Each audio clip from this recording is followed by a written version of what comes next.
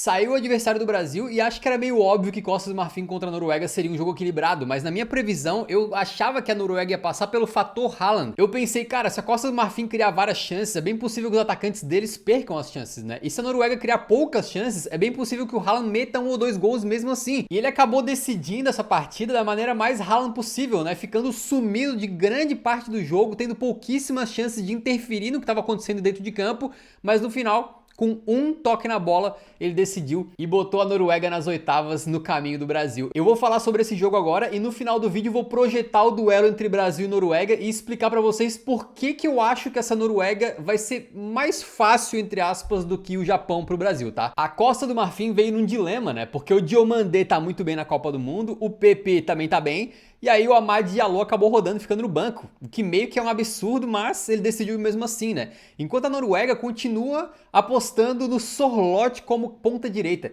Esse cara é um centroavante pesadaço, com uma técnica muito pouco refinada, digamos assim, né? E em vários momentos a Noruega jogava a bola nele lá na ponta e ao invés de ele conseguir de repente fazer um pivô para criar uma jogada, meio que a jogada morria quando a bola chegava nele. O começo da partida é extremamente encaixotado, né? As duas seleções se respeitando muito. Tem essa finalização para fora aqui, tem a pausa para hidratação. E aí vem esse lance da Costa do Marfim que o zagueirão Ayer ficou assim, porque o Diomandé faz uma boa jogada ali pra cima do Pedersen, cruza pra área e o PP aparece com chance de fazer o gol aqui, tá? A bola dele vai pra dentro da pequena área e aí ficou parecendo que ele tentou um passe, só que como não tinha ninguém dentro da pequena área, eu interpreto que ele tentou finalizar, só que pegou muito mal na bola, tá? Era uma chance até bem clara de gol. Se ele manda ela no canto aqui do gol, é bem possível que entrasse, né? Mas ele acabou mandando pro meio da área e perdeu essa daí. A Costa do Marfim tava crescendo no jogo quando a Noruega consegue inverter a situação, né? Eles fazem uma jogada aqui pela direita com o próprio Sorloth. Eu falei pra vocês, né, que as jogadas estavam morrendo ali, mas essa que ele conseguiu fazer uma jogada de ponta, né? Fez o drible aqui, abriu espaço e cruzou. É muito curioso o Sorloth na direita, porque a Noruega, ela tem pontas rápidos que podem jogar por ali para fazer mais ou menos o que o Nusa faz na ponta esquerda, né? Só que o Sorloth aqui, ele é pesadão, ele é como se fosse um pivô que não joga no meio, que joga lá na direita. Só que para ele falta muita coisa para conseguir fazer com que a bola lá na direita vire uma situação de perigo, né?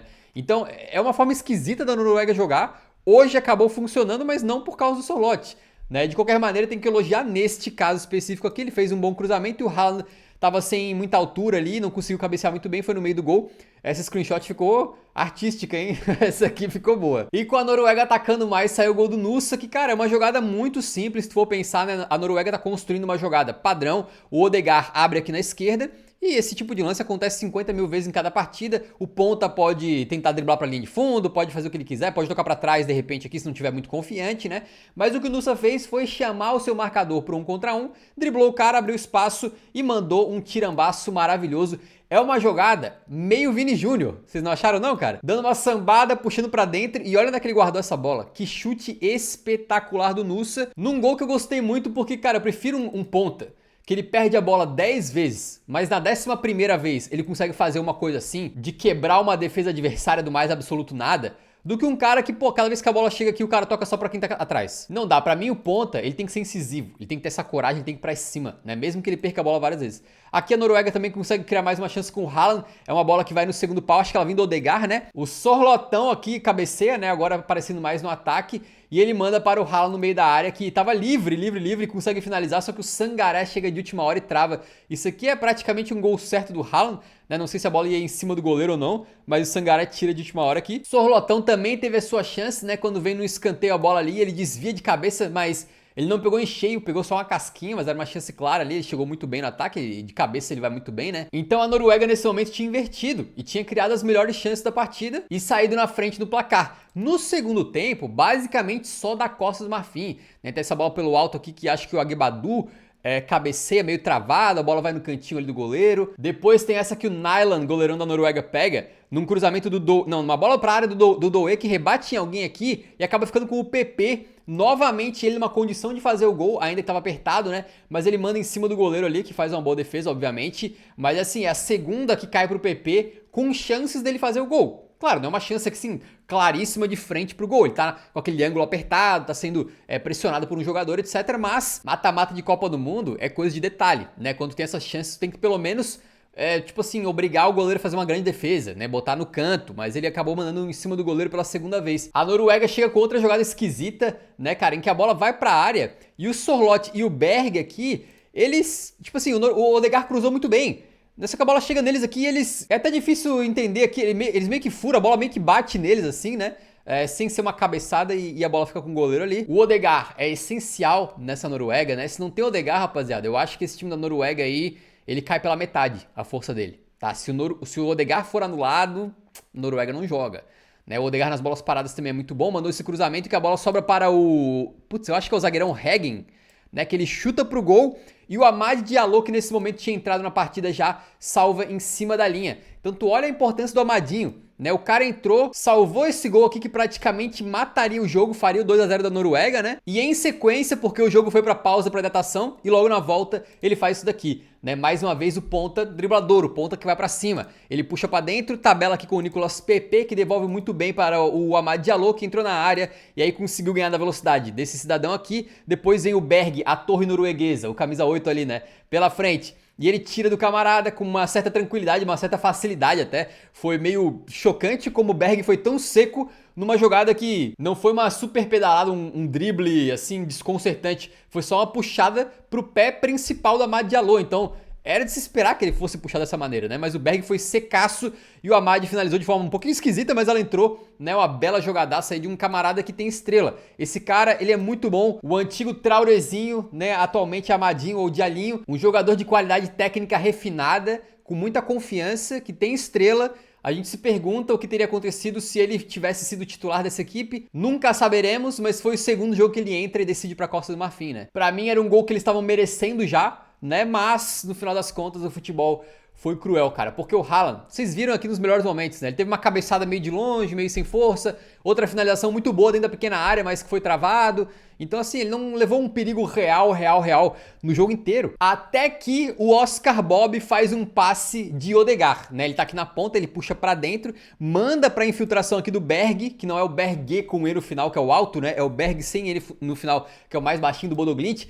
E o cara faz a infiltração perfeita, vai na linha de fundo praticamente ali e toca pro lado.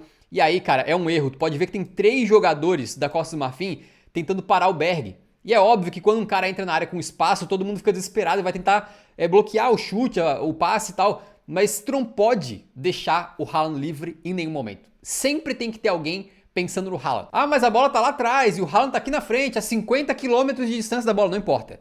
Tem que ter alguém ligado no Haaland, porque senão a bola vai cair nele e ele vai guardar um gol. Isso aí é óbvio. Mas enquanto tinham 3 no Berg, né, alguém deu uma descolada aqui no Haaland e aí o cara recebeu uma bola que ele finaliza. Ele finaliza muito mal, tá? Vamos ser sinceros. Ele pegou na bola de uma maneira que eu acho que surpreendeu até ele, porque ele bate na bola e aí depois ele percebe que foi muito fraco e ele faz um movimento de como quem vai tentar ir pra bola de novo, assim, sacou? A verdade é que ele finalizou de uma maneira que foi mais parecido com um domínio errado do que com uma finalização. Sabe quando a bola vem muito forte, o cara tenta dominar e a bola dá uma escapadaça assim? Então foi mais ou menos assim, né? Tanto é que o goleiro que tava batido na jogada, tipo assim, o Haaland tava com um gol livre na frente dele. Dá pra ver aqui, né? Nessa imagem. O goleiro chega a conseguir reagir e passa perto de pegar a bola, porque em vez de finalizar aqui perto da trave ou com força, o Haaland mandou fraco quase na direção do goleiro. Então ele deu um pouquinho de sorte aqui, tá? A finalização dele não foi boa, mas é aquela coisa, né, rapaziada? O cara não tem 60 gols em 53 partidas com a seleção à toa. São números absolutamente ridículos. E muitas vezes a gente pode pensar, ah, tá claro, mas aqui nas eliminatórias pra Copa do Mundo na Europa, eles enfrentam um monte de seleçãozinha fraca lá, Estônia, Liechtenstein, aquela coisa toda, né? Tanto é que o Lukaku também tem quase 100 gols pela Bélgica e tal. Mas, cara, a média do Haaland é absurda e agora a gente tá falando de uma Copa do Mundo. O cara já tá com 5 gols na Copa, né? Não é fácil fazer 5 gols na Copa. Isso aí eu posso te garantir. Né, o cara é realmente bizarro, velho. E uma bolinha que veio pra ele, ele guardou. Não tem jeito, ele é imparável no dia dele. No final das contas, a Costa do Marfim fez algumas alterações, né? O Diomandé saiu. Pra mim é uma das revelações dessa Copa do Mundo. Talvez aí junto com o Manzambi da Suíça, né? E diz a lenda que ele tá a caminho do PSG. Lamentável, o PSG tem que parar de contratar tanto jogador bom assim.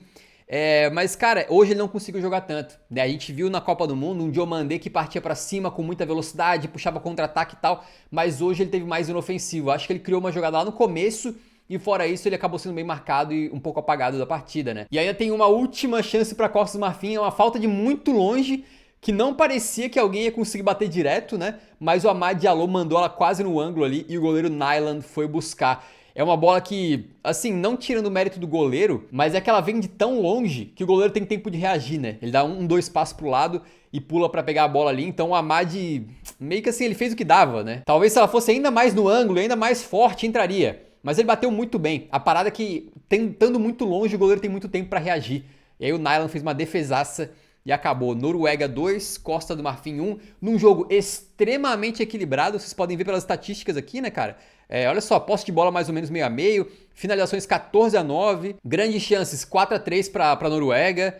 Então foi um jogo bem difícil para os dois lados e acabou sendo decidido no fator Haalandinho, que estava no momento certo, na hora certa. Agora tá marcado dia 5 de julho, Brasil contra a Noruega, tá? Eu vou falar um pouquinho de por que eu acho que o Brasil pode ter mais facilidade aqui do que teve no jogo contra o Japão. O Japão é uma seleção muito estruturada, como a gente viu naquela partida contra o Brasil, né? Dificultou muitas coisas.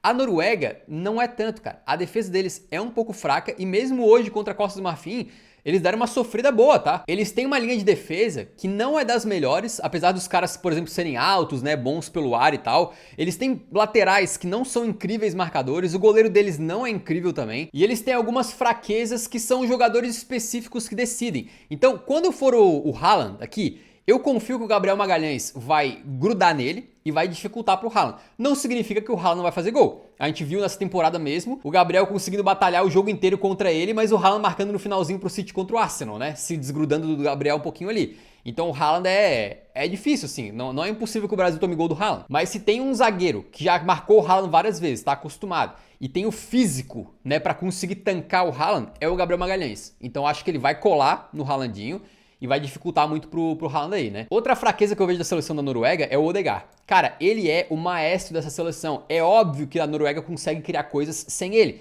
né? O próprio Nusa fez hoje um golaço numa jogada individual. O gol do Haaland sai com uma enfiada de bola que não é do Odegaard, é do Oscar Bob. Então eles têm jogadores de qualidade. Mas o Odegaard é o principal pensante dessa seleção, né? A bola muitas vezes parte do pé dele. Quando não é de jogo rolando, ainda é nas bolas paradas, né? Com falta, com escanteio e tal. Então o Odegaard ele é muito influente. E se a gente conseguir marcar bem o Odegaard, penso eu que 50% do poder de fogo da Noruega vai por água abaixo. Então vai ser algo chave na partida, a gente ter provavelmente o Casemiro, né, colando no Odegaard aqui e não deixando ele jogar. Outra coisa que eu penso que não vai acontecer no jogo contra o Brasil é a Noruega jogar com essa formação aqui, né, um 4-3-3 que na defesa fecha um 4-5-1, mas com o Sorloth na ponta direita. Eu acho muito difícil. Por quê, rapaziada? Porque nessa área aqui vai cair o Vinícius Júnior. E seja o Pedersen jogando aqui, seja o Rierson, que eu não sei se ele teve algum problema físico hoje, mas acho que ele nem entrou em campo, né? Mas se ele tiver bem, é capaz de ser o Rierson, não é, que joga aqui na lateral direita.